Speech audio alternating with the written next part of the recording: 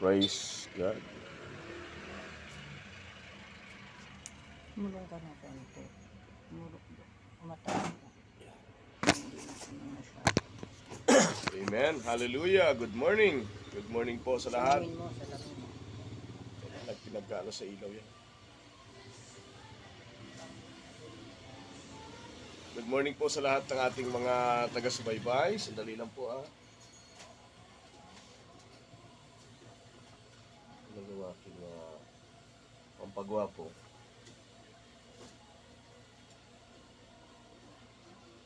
Ayan.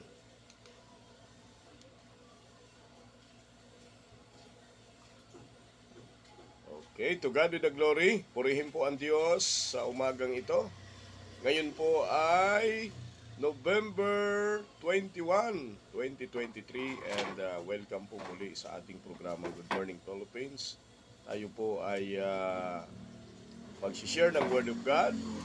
Tayo po ay magbibigay ng kalakasan sa bawat mananampalataya at sa mga taong naniniwala na mayroong Kristo, mayroong Diyos sa kanilang mga buhay. Ayan, to God be the glory.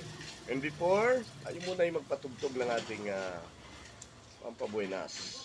Swipe with two fingers to open. Device unlocked. YouTube. Jose Mary Chantash-Mary's boy child of video. John, Advert unlabeled. 1 second. Sponsored. 1 second. Unlabeled. Visit advert. Visit unlabeled. Sponsored. Video player. Double tap. Sponsored. Unlabeled. Visit advertisement. Enter full screen. Visit ad. Ayan. Video player. Double Yan tap sila to po show controls.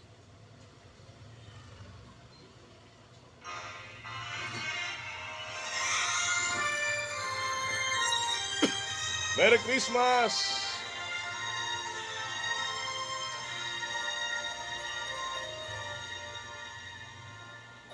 Long time ago in Bethlehem, so the Holy Bible say, Mary's boy child, Jesus Christ, was born on Christmas Day. Hark now, ring in the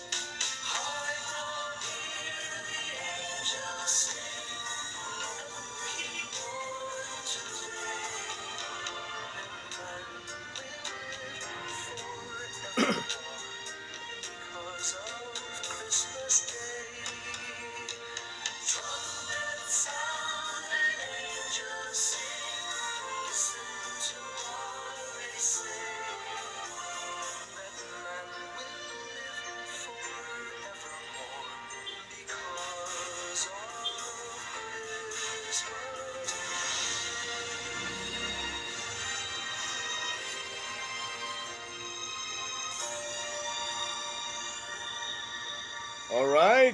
Ayan. Screen off. Mary's Poor Child by Jose Marichan. To God with the glory and let us pray.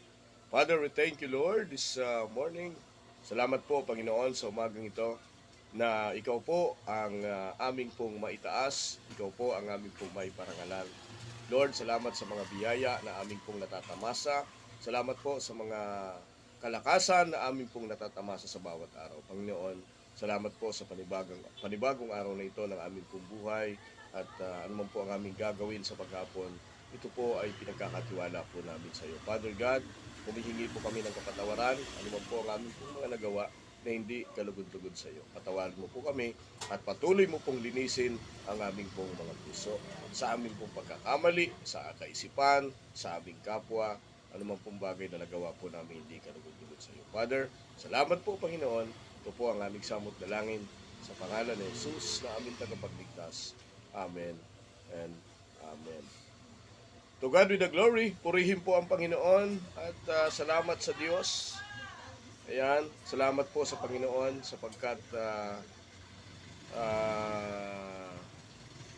sa buhay po natin, sa bawat araw, ay kumikilos po ang Diyos. No? Kumikilos po ang Panginoon at tayo ay kanyang iniingatan. So, excuse me. Ngayon po ay tuloy pa rin yung isinasagawang tigil pasada ng grupong Piston. Kaya sa mga commuters natin ay kaunting tiis, no? Kaunting pasensya lang kasi po ay talagang ito pong grupo na naglunsad ng kanilang tigil pasada ay meron pa silang mga demand, no? Meron po silang excuse me po meron po silang mga demand, lalong-lalo na po dito sa tinatawag nating modernisasyon ng mga jeep. So alam nyo po dito sa bansang Pilipinas, habang tayo ay pinagpapala ng Panginoon, kailangan natin ng pagbabago. So kaya lang, may mga tao na ayaw ng pagbabago. Gusto nila yung manatili na kung saan lang sila, doon lang. So dapat po hindi, no?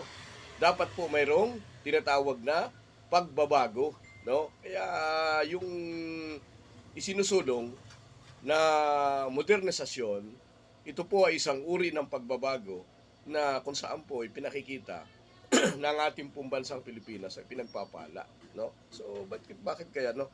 May mga taong di naman po tayo tumututol sa pinaglalaban, no? Okay lang yung mga pagtaas ng produkto ng petrolyo, yung mga ganon,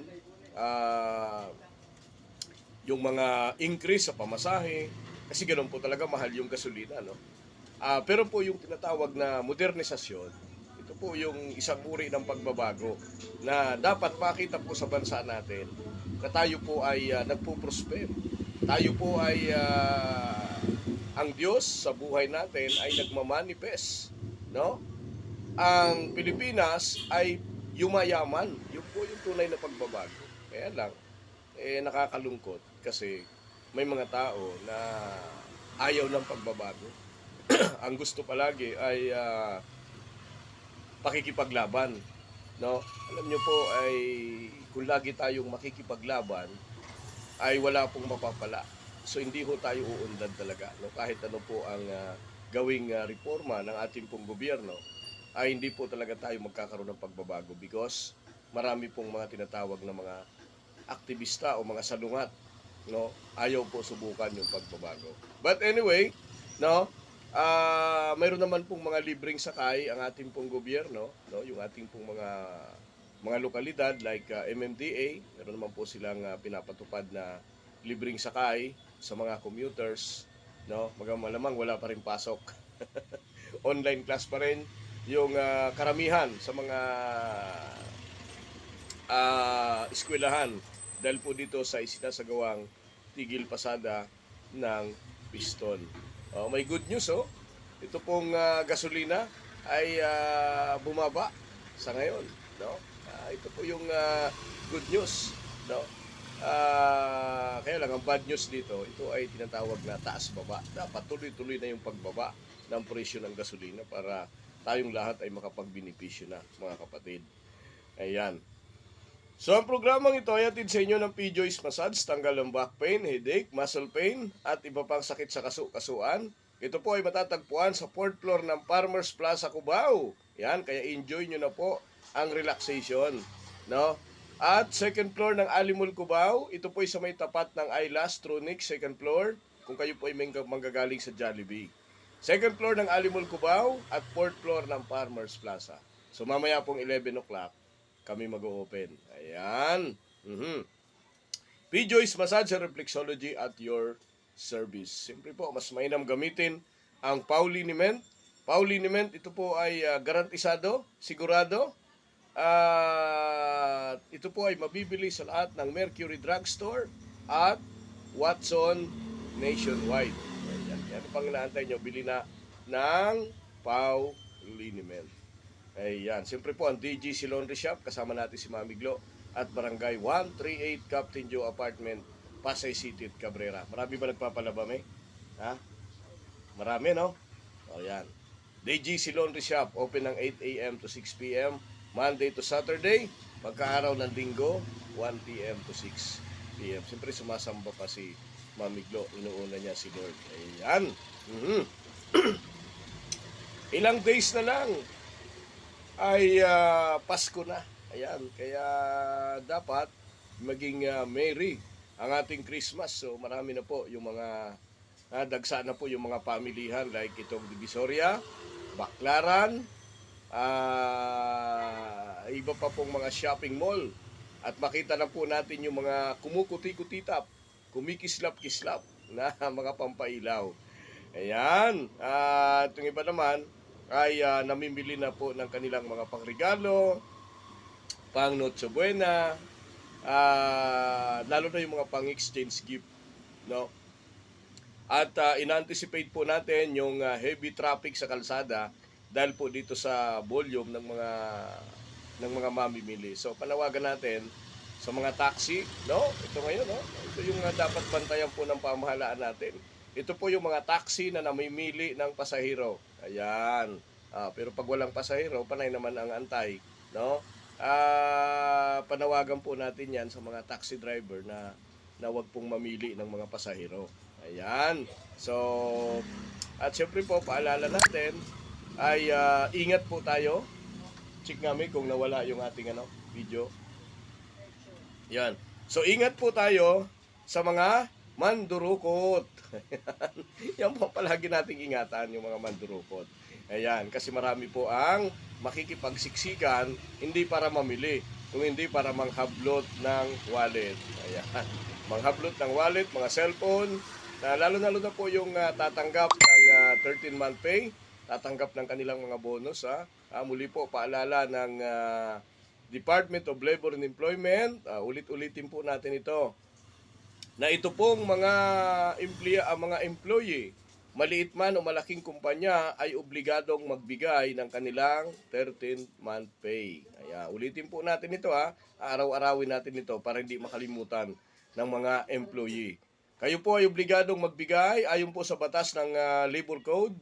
Kayo po ay obligadong magbigay ng inyong pong mga 13-month pay before Christmas sa inyo pong mga empleyado. Ito man ay baguhan or datihan, nagkasakit na nakalib o katatanggal pa lang.